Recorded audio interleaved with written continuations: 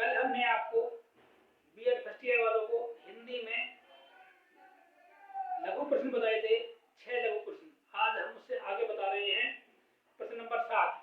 मातृभाषा शिक्षण पर हमारे छात्रों का मानसिक एवं बौद्धिक विकास निर्भर करता है। इस कथन की विवेचना कीजिए। मातृभाषा का बालक के विकास में योगदान। मानसिक एवं बौद्धिक विकास की दृष्टि से मातृभाषा का विशेष महत्व है। मानसिक विकास के लिए विचारशीलता का होना बहुत आवश्यक है। विचारों की अभिव्यक्ति के लिए मातृभाषा का ज्ञान आवश्यक है, क्योंकि मातृभाषा ही विचारों की जननी है। इसलिए विचार तथा भाषा का अटूट संबंध है। सशक्त मातृभाषा होने पर ही सशक्त विचारशीलता निर्भर करती है। मातृभाषा के अभाव में व विचार शक्ति के बिना मनुष्य का मानसिक विकास होना असंभव होता है। गांधी जी के अनुसार मानसिक विकास के लिए मातृभाषा को उतना ही आवश्यक माना गया है जितना शिशु के शारीरिक विकास के लिए माता का दूध। बौद्धिक विकास की दृष्टि से मातृभाषा से विचार विकसित होते हैं। अध्ययन में शिक्षा सरल होती है। अध्ययन में विचारशीलता की वृद्धि होती है। वैचारिक समृद्धि आती है। वैचारिक समृद्धि से व्यक्तित्व का विकास होता है। व्यक्ति को नए नए आविष्कार करने की शक्ति एवं क्षमता मिलती है और मनुष्य को उन्नति के शिखर की ओर अग्रसर होने का मार्ग मिलता है। मातृभाषा पर मनुष्य का जन्म से ही अधिकार होता है। बाल्यावस्था से जैसे जैसे कर्मेंद्रियां तथा ज्ञानेंद्रियां क्रियाशील होती हैं, वैसे वैसे बालक का बौद्धिक विकास होता जाता है। वह माता पिता के अनुकरण द्वारा भाषा ज्ञान को स्पष्ट व सुदृढ़ करता जाता है। मातृभाषा से ही मनुष्य का समाजीकरण होता है। वह समाज की संस्कृति व सभ्यता से परिचित होता है। मनुष्य में विचार शक्ति अभिव्यक्ति करने की कला मातृभाषा के माध्यम से आती है। मातृभाषा में निपुणता से ही मनुष्य विचारशीलता को सुगमता से समाज के समक्ष प्रस्तुत करता है। सिम्पसन के अनुसार मातृभाषा का शिक्षण ज्ञान प्राप्त करने को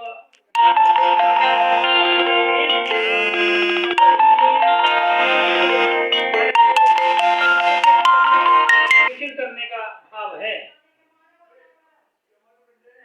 प्रश्न नंबर 8। मातृभाषा शिक्षण के अभिप्रेरण एवं रुचि के सिद्धांत की संक्षिप्त विवेचना कीजिए। मातृभाषा तथा शिक्षण की अभिप्रेरणा एवं रुचि का सिद्धांत प्राय यह देखा गया है कि बालक उसी विषय या क्रिया में रुचि लेते हैं जो उनकी जन्मजात इच्छाओं को संतुष्ट करती है। मातृभाषा शिक्षण करते समय भाषा एवं उसकी पाठ्य सामग्री के रुचि उत्पन्न करना आवश्यक है। अतः हिंदी पाठ्य सामग्री और उसकी शिक्षण प्रणालियों का चुनाव बच्चों की रुचि एवं आवश्यकताओं के अनुरूप किया जाना चाहिए। हिंदी भाषा के शिक्षण में बच्चों की रुचि उत्पन्न करने के लिए अध्यापक अनेक उपाय कर सकता है। किसी वस्तु, उसकी मॉडल या चित्र को दिखाकर वह बच्चों में उसके बारे में जानकारी की जिज्ञासा उत्पन्न कर सकता है। बच्चों की कविताएं कंठस्थ करने की भी प्रेरणा दे सकता है।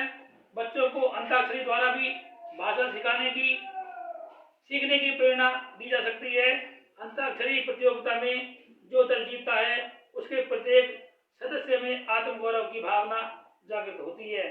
हार्वर्ड ने लिखा है कि शिक्षकों को बालक की रुचि का सर्वदा ध्यान रखना चाहिए। जब बालक की रुचि पढ़ने की ओर नहीं हो तो उन्हें नहीं पढ़ाना चाहिए। इससे उनके विकास में बाधा पहुंचती है। पाठ पढ़ाने से पूर्व उन्हें पाठ में बालकों की रुचि पैदा करनी चाहिए, जिससे वे पाठ को अच्छी तरह समझ सकें। प्रश्न नंबर 9। हिंदी भाषा शिक्षण के सामान्य उद्देश्य बताइए। हिंदी भाषा शिक्षण के सामान्य उद्देश्य इस प्रकार हैं। नंबर 1, शुद्ध लिखना तथा बोलना हिंदी शिक्षण का उद्देश्य है। नंबर 2, शुद्ध, सरल, प्रभावपूर्ण एवं स्पष्ट भाषा में अपने भावों, अनुभूतियों एवं विचारों को व्यक्त करना। नंबर 3, दूसरों की लिखित एवं मौखिक भाषा को समझने की योग्यता उत्पन्न करना। नंबर 4, विद्यार्थियों को उचित हाव भाव, आरोह एवं अवरोही के साथ वाचन की कला बताना भी भाषा शिक्षण का उद्देश्य है। नंबर 5, विद्यार्थियों के ज्ञान, विवेक एवं चरित्र का विकास करना। नंबर 6, पठन पाठन के प्रति रुचि पैदा करना तथा साहित्य का रसास्वादन करना, आदि आदि आदि। प्रश्न नंबर 10, विद्यालय के विभिन्न स्तरों पर मातृभाषा शिक्षण के उद्देश्यों का संक्षेप में वर्णन करो। विद्यालय के विभिन्न स्तरों के अनुसार मातृभाषा शिक्षण के उद्देश्य। नंबर 1, प्राथमिक स्तर, नंबर 2, जूनियर स्तर और नंबर 3, माध्यमिक स्तर।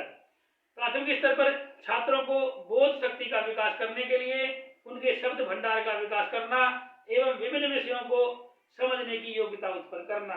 नंबर 2, हिंदी भाषा के प्रति रुचि उत्पन्न करना। नंबर 3, विचारों तथा भावों का मौखिक रूप से प्रकट करने के अलावा लिखित रूप में प्रकट करने की क्षमता उत्पन्न करना।